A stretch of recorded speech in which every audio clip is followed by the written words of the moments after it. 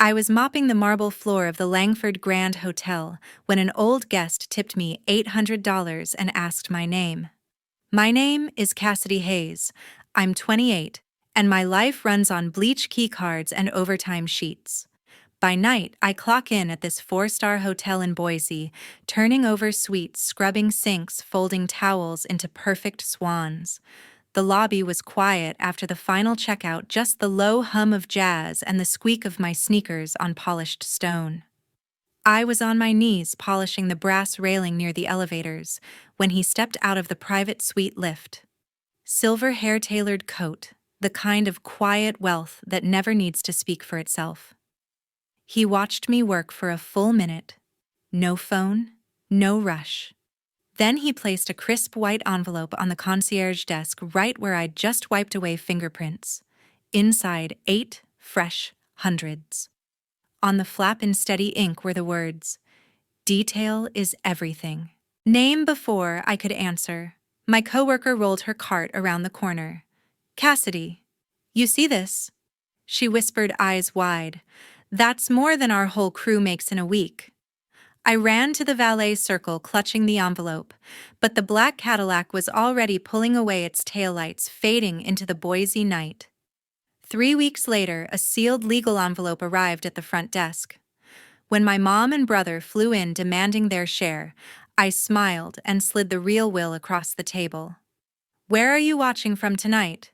Drop your city in the comments. Let's see who's up late with me." 3 nights later, my scheduling app pinged with a new shift request. I was folding the last stack of towels in the laundry room, the dryers humming behind me when the notification popped up: extra sweet turnover on the penthouse level. I accepted without thinking. Overtime meant groceries. My hands still smelled of fabric softener as I locked up and headed to the break room for a quick coffee before clocking out at 6. That's when the real email hit my inbox. Subject: interview confirmation. Langford Hospitality, Denver. I froze styrofoam cup halfway to my lips. It was from the corporate HR team, the one I'd applied to on a whim after spotting the posting on the internal board. Hotel operations manager. Full benefits, relocation package, a salary that made my current hourly look like pocket change. The interview was scheduled for the following Thursday in Denver, flight covered, hotel booked. My heart pounded. This wasn't just a promotion, it was an entirely new chapter. I opened the family group chat Hayes heard, the name Mom gave it back when we still pretended to be close. I typed fast. Got the interview in Denver next week. Ops manager position. Fingers crossed. Sent. The message showed delivered. 4 red receipts appeared almost immediately. Mom, Dad, Blake, even Blake's girlfriend who never replied to anything. I waited.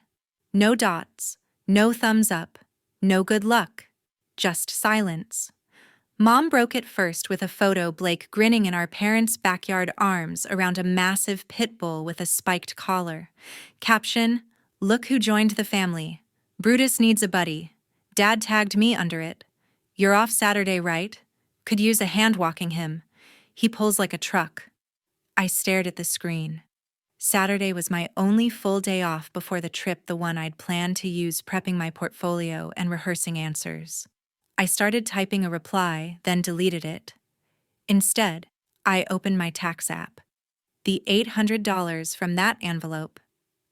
After federal and state withholding, it had shrunk to $512. Enough for a flight if I needed one, but not the fresh start I'd imagined. Suddenly, Denver felt like my only way out. Mom messaged privately while I was still calculating. Blake's dog has bad separation anxiety. Choose the couch if left alone. You're the only one he listens to. Free Saturday. I read it twice. No mention of the interview, no excitement, just another favor. Another way I fit into their schedule like a spare key. I set the phone face down and clocked out. The Boise morning was crisp, the parking lot empty except for my beat-up Civic. Driving home, I replayed the email in my head: the panel interview, the chance to manage an entire property. For the first time in years, I wasn't thinking about whose turn it was to need me. I was thinking about what I needed. By the time I pulled into my apartment complex, the decision was made. I'd book the earliest flight to Denver and treat the relocation preview as a trial run. The family could figure out Brutus on their own. I opened the group chat one last time and typed, "Interview confirmed. Flying out Wednesday." Sent. Read receipts appeared. Still nothing. I tossed the phone onto the passenger seat and headed inside. The $800 after taxes was going toward a blazer that actually fit. Denver wasn't just an interview anymore. It was the exit ramp I'd been waiting for. The morning of my flight, Blake texted at 5:12 a.m. I was already awake, suitcase half packed on the kitchen table when the screen lit up my dark apartment. His message came first. "Mom said you're off today. Brutus can crash at your place all day." No greeting, no question mark, just assumption. I replied quickly, "Flying to Denver." The typing bubble appeared, disappeared, then appeared again. A moment later, Mom joined the thread.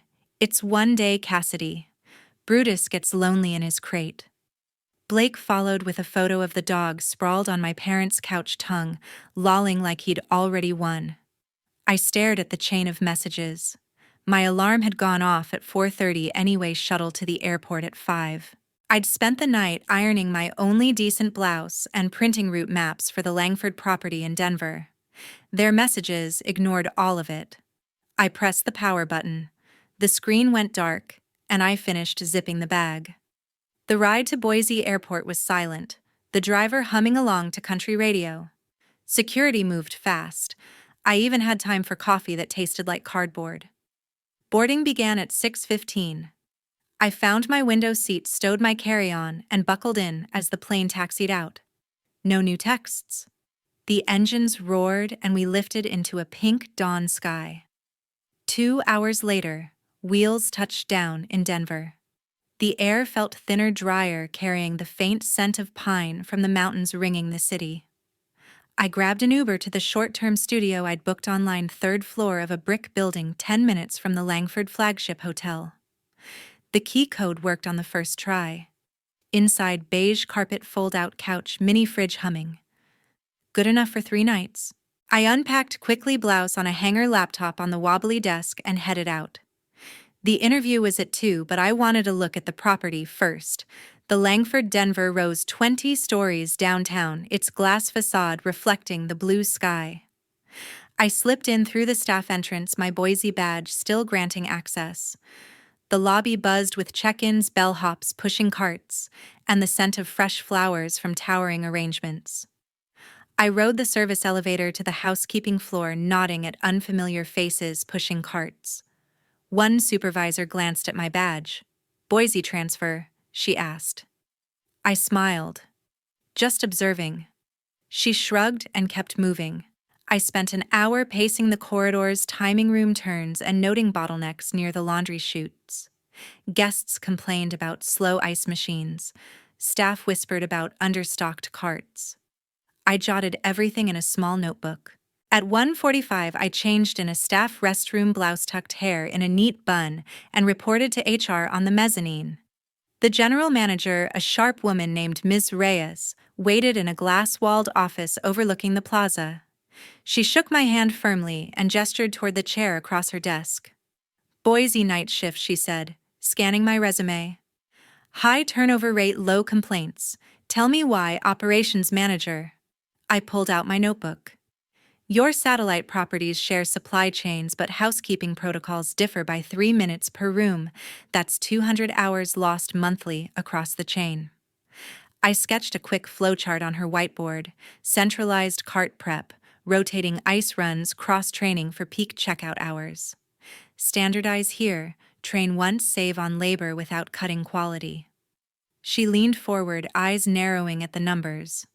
"You pulled these from observation, walked the floors this morning. Guests wait 8 minutes on average for ice staff detour to the basement. Move machines to even floors, cut it to 2. We talked workflows for 40 minutes. She fired questions about budget overruns, union policies, and guest recovery. I answered with examples from Boise overnights, diffusing a VIP complaint at 3 a.m., rerouting carts during a pipe burst. When I finished, she capped her pen. "Offer's yours. Start in 4 weeks, relocation covered, signing bonus 10 grand. Welcome to Denver." I walked out, dazed, contract packet in hand. The elevator opened to the lobby I'd just mapped. For the first time, it felt like mine. The storm hit Boise that Friday, rain flooding the porte cochere. I was back on night shift at the Langford Grand, slipping through the employee entrance with water dripping from my raincoat. The valet lane looked like a shallow pool, guests clustered under the awning while bellhops ferried umbrellas. Mr. Lopez waved me straight to the lobby. Extra hands were needed for the muddy tracks spreading across the marble floor. I filled a clean mop bucket and started on the seating area near the fireplace. Leather sofas were damp along the edges, cushions flipped to dry. Thunder rattled the tall windows, echoing off the vaulted ceiling. Travelers checked in early to escape the downpour, leaving wet footprints everywhere. I worked row by row, wringing out the mop until my shoulders ached. That's when he appeared again. Marvin Langford stepped through the revolving doors, shaking rain from a long overcoat. He carried a leather folio instead of luggage, heading straight for the front desk. Mr. Lopez greeted him by name, an old guest, some billing issue from a previous stay. Marvin nodded, voice low, as they flipped through paperwork. I kept wiping the tables, but he noticed. "Still here," he said, approaching. Up close, his eyes were sharp behind wire-rimmed glasses. He watched me polish a water ring from the coffee table. Precision in chaos. Rare. I straightened, mop handle in hand. "Storms bring the mess, sir." He reached into his coat pocket and drew out a heavy cream-colored card. No logo, just embossed letters, Marvin Langford, with a local phone number below. "Legacy isn't just real estate," he said, placing the card in my palm. "My grandfather started with one roadside motel off I-84 back in 1968. Borrowed $5,000, painted the sign himself. Built it into 7 properties before he passed." I turned the card over, blank on the back. "Why tell me that?" "Because you notice the things others overlook." He glanced toward the entrance where Carla was wrangling a soaked rug onto her cart, still smiling at a frustrated guest, despite the puddle at her feet. Marvin pulled out his wallet and slipped 2 crisp hundreds into her tip jar. "Sir," that's Carla began. "Earned?" he interrupted gently, then turned back to me. "Call if you ever need advice on building something that lasts." He left as suddenly as he came, coat flapping in the wind as the door spun shut. Mr. Lopez raised an eyebrow from behind the desk but said nothing. I tucked the card into my uniform pocket beside my employee ID. My shift ended at 6, the rain fading to a drizzle. I clocked out and drove home through streets gleaming under streetlights. My apartment felt smaller after Denver, the pull-out bed, the single hot plate. Under the kitchen light, I examined the card again. The paper felt thick, almost like stationery from another era. Curiosity got the better of me. I opened my laptop and searched Marvin Langford, Boise. Nothing direct, no social media, no business listing. Langford Hospitality Group appeared with polished photos of hotels across Idaho and Colorado. The board of directors page was blank. An archived article from the 90s mentioned a Langford expanding from a single inn, but no first name. I tried the phone number, disconnected. Dead end. Still, the card went into my wallet between my driver's license and the Denver offer letter. Whatever this was, it didn't feel finished. The following weeks blurred with packing lists and handover notes. I trained my replacement on the night routines, showed her how to unjam the laundry chute. Mr. Lopez organized a small farewell potluck in the break room, store-bought cake plastic forks. Carla hugged me tight. "Denver better treat you right." I flew out on a Tuesday morning with 1 suitcase and a box of files. The Langford Denver was even larger than it looked in photos, its staff entrance buzzing with new faces. My first day as operations manager started with a walkthrough, checking linens, timing elevator waits, mapping staff breaks. The old man's stories stayed with me, 1 motel to 7. Maybe legacies really did start small. The card remained in my wallet, the number untouched. Some doors, I figured, don't open until you're ready. The buzzer screamed 2 weeks later as I hung my new uniform. The black blazer with Langford embroidery still had its plastic wrap draped over the closet door in my Denver studio. I pressed the intercom without thinking. Maintenance, probably. The door swung open to Mom wheeling a massive suitcase, Blake behind her dragging another Brutus straining on a leash and barking at the hallway echo. Mom's eyes swept the room kitchenette fold-out couch, a single window overlooking the alley. Instagram story didn't do it justice, she said, stepping inside like she owned the lease. Fancy setup for a hotel job. Blake unclipped the leash, letting Brutus roam. The dog sniffed every corner tail, thumping the laminate floor. He yanked open the fridge.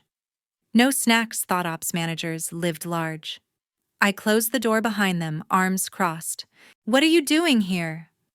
Mom dropped her bag on the couch, kicking off shoes that left muddy prints. Surprise visit. Your cousin posted that balcony photo, everyone's talking. Figured we'd see the big city upgrade ourselves. Blake rummaged through drawers, finding a crumpled protein bar wrapper. Signing bonus hit yet. 10 grand right.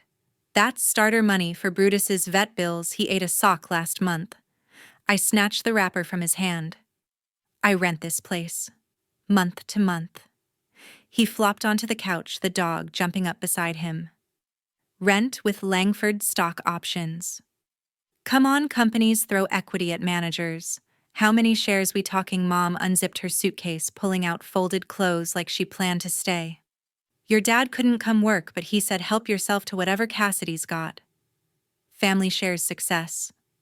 Brutus pawed at my work laptop on the desk. I moved it higher. There's no we in my contract.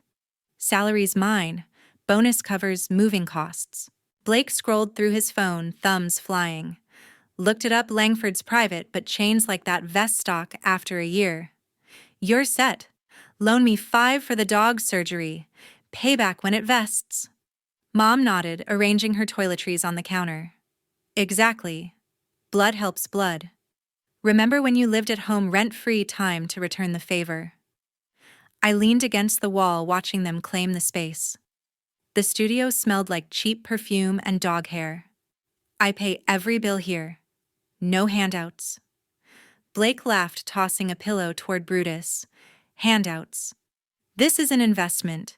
Your equity could cover my truck payment, the repo man circling. Mom opened the cabinets, frowning at the empty shelves. We'll need groceries. Write a list, steaks for dinner. We're celebrating your promotion. The dog knocked over a lamp. The shade rolled across the floor. I set it upright. Celebrate somewhere else. This isn't a crash pad. Blake stood towering over me. Crash pad. We're family. You post the view, we come see. Simple. Mom plugged her charger into my only outlet. One weekend, Blake's girlfriend kicked him out. He needs a breather. Brutus too. I grabbed my keys. Out. Now. Blake smirked. Or what? Call security on your own, brother? Mom's voice sharpened. Ungrateful. After everything. Everything I cut in. Like ignoring my interview. Flying here uninvited. Demanding shares. I don't have silence fell broken only by Brutus whining for food. Blake's face reddened. Selfish. Always were the favorite, now hoarding it all. Mom zipped her bag halfway. Fine. But think about Brutus. Vet quotes 3 grand. I opened the door. Think about boundaries. Leave. They shuffled out, suitcases bumping the walls, the dog pulling on the leash. The door clicked shut. I slid the deadbolt, heart racing. The uniform hung untouched, the blazer waiting for tomorrow's shift. My phone buzzed. Blake, equity info, or we're back with more family. I blocked his number, then Mom's. The studio already felt bigger. I brewed coffee strong and black and sat at the desk, Langford manual open to staff policies. No visitors in employee housing. Rule 1. I highlighted it twice. Outside, Denver traffic hummed. Inside, the mud prints dried on the floor. I'd mop them later. For now, the space was mine. Paula Grant's office smelled of cedar and old ledgers the next afternoon. I arrived early, blazer pressed, Marvin's cream card tucked in my pocket like a ticket. The receptionist directed me to a conference room paneled in dark wood, the long table polished to a mirror shine. Marvin sat at the head, folio open, nodding as I entered. He didn't waste a second. Time for the real will. He slid a thick envelope across the table, sealed with red wax stamped with an L. Open it. I broke the seal. Inside were legal documents bound in a blue cover. The top page read, Last Will and Testament of Harlan Langford Sr. My eyes skimmed down properties, holdings, beneficiaries. Then I saw it: Cassidy Hayes, sole heir to Langford Hospitality Group. 7 operating hotels, 3 under construction in the mountain region. Value 8 figures.